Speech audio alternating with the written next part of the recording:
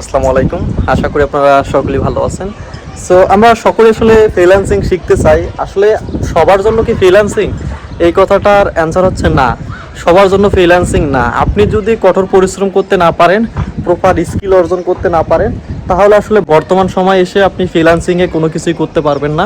ফ্রিল্যান্সিংটা যত দিন যাচ্ছে তত কঠিন হয়ে যাচ্ছে। আসলে এটা কেন কঠিন হচ্ছে? বর্তমানে আমরা যখন 2018-19 সালের দিকে শুরু করছিলাম, তখন কিন্তু এত কম্পিটিশন ছিল না। তখন এটা এত কম্পিটিশনও ছিল না এবং এত মানুষ জানছিল না এই বিষয়টা নিয়ে যে আসলে ফ্রিল্যান্সিং করে ইনকাম করা যায়। তখন আসলে মানুষ এই জিনিসটাতে ঢুকতেছিল।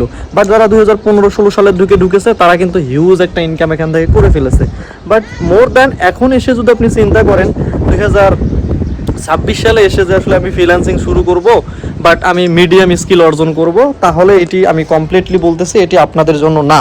কারণ আপনি যদি অল্প কিছু স্কিল শিখে আসেন ফ্রিল্যান্সিং সেক্টরে, তাহলে আপনি এখানে টিকে থাকতে পারবেন না। বর্তমানে হচ্ছে এআইয়ের জামানা। এখানে হচ্ছে আপনাকে প্রপার স্ট্র্যাটেজি মেনটেন্স করে স্কিল অর্জন করতে হবে, দেন তারপরে মার্কেট প্লেসে জব পাওয়ার জন্য অ্যাপ্লাই করতে হবে। ঠিক আছে? সো এর কারণে হচ্ছে আপনাকে খুব ভালোভাবে আগে শিখতে হবে, দেন তারপরে টাকা ইনকামের চিন্তা ভাবনা করতে হবে। এখন আমাদের দেশে বা আমাদের যারা ফ্রিল্যান্সিং শিখে নতুন, তারা একটা জিনিস সব থেকে বেশি মিস্টেক করে, সেটি হচ্ছে যে তারা মনে করে যে আমি ফ্রিল্যান্সিং শিখবো 1 মাস 2 মাস, দেন তারপরে তৃতীয় মাস বা চতুর্থ মাসে গিয়ে ইনকাম করব। সো এটা আসলে কখনো পসিবল হয় না, এটা বাস্তবে কখনো সম্ভব না যে আপনি 3 মাস একটা স্কিল শিখে 4 মাসের মাথায় গিয়ে ইনকাম করবেন। সো আপনি যদি ইনকাম করতেই চান, তাহলে ম্যাক্সিমাম আপনাকে 6 মান্থ থেকে 10 মান্থ অর 12 মান্থ ভালো করে একটা স্কিল অর্জন করতে হবে। দেন তারপর আপনাকে এই ইনকাম করার যে স্কিল সেটা আপনি অর্জন করতে পারবেন। দেন তারপরে আপনাকে লোকাল যে জবগুলো আছে, লোকাল যে জব সেটা করতে হবে। কারণ মার্কেট প্লেস এখন অনেক কঠিন হয়ে গেছে। সো আসলে ক্লায়েন্টের জব কীরকম হয়, ক্লায়েন্টের রিকোয়ারমেন্ট কীরকম হয়, এটা যখন আপনি একটা কাজ শিখতেছেন, একটা স্কিল শিখতেছেন, তখন কিন্তু আপনি এই জিনিসগুলো প্রপার ওয়েতে বুঝতে পারবেন না। বাট যখন আপনি লোকালি কিছু ক্লায়েন্টের সাথে কাজ করবেন, দেখবেন যে আসলে ক্লায়েন্ট কীরকমভাবে কাজ করায়, তার প্রজেক্টের রিকোয়ারমেন্টগুলো কী থাকে, একটা প্রজেক্ট করতে গেলে কোথায় কোথায় ভুল হচ্ছে, কোথায় কোথায় আপনি আটকে যাচ্ছেন। সো এই জিনিসগুলো যখন আপনি প্রপার ওয়েতে শিখতে পারবেন, এগুলো আপনাকে শিখতে হবে একটা লোকাল ক্লায়েন্টের কাজ করে কিংবা লোকাল এজেন্সিতে ইন্টার্নশিপ করে। যখন আপনি একটা ইন্টার্নশিপ করবেন বা লোকালি 5টা থেকে 7টা কাজ করবেন, তখন মূলত আপনার ক্লায়েন্টের কাজ কিভাবে করতে হয় এই জিনিসটা আপনি প্রপারলি শিখে যাবেন। ঠিক আছে? সো তখনই মূলত আপনাকে মার্কেট প্লেসের দিকে আসতে হবে। এখন মার্কেট প্লেসের দিকে আসার থেকে সবচেয়ে বেশি গুরুত্বপূর্ণ একটা জিনিস হচ্ছে কমিউনিকেশন স্কিল।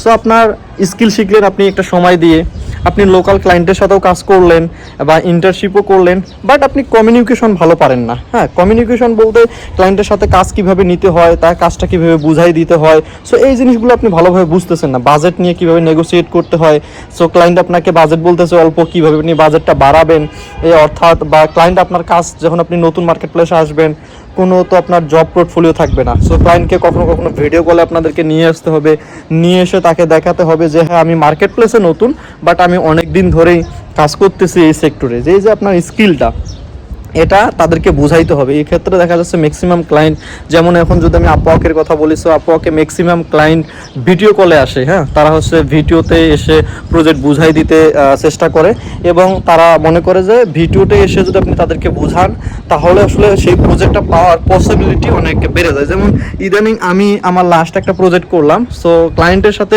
আমাকে নেওয়ার কোনো কথাই ছিল না, বাট তাকে আমি ভিডিওতে এনে দেখাইলাম যে দেখো আমি এতদিন ধরে এই কাজগুলো করেছি, আমার পোর্টফোলিও দেখাইলাম, তাকে বুঝাইলাম যে হ্যাঁ তোমার এই কাজটার জন্য আমি হচ্ছি বেস্ট, অন্যরা কেন বেস্ট না। সো যখন আমি তাকে এটা বুঝাইলাম, তখন সে আসলে আমাকে অন্যদের থেকে আমাকে এগিয়ে রাখলো এবং লাস্ট পর্যন্ত কিন্তু ফাইনালি কাজটা কিন্তু আমি পেয়ে গেছি। সো এই কারণে হচ্ছে আপনি স্কিল অর্জন করুন। ফার্স্ট অফ অল ভালো একটা স্কিল অর্জন করুন। সেকেন্ড টাইম হচ্ছে লোকাল কোনো ক্লায়েন্টের কাজ করুন, তারপরে মার্কেট প্লেসে আসুন।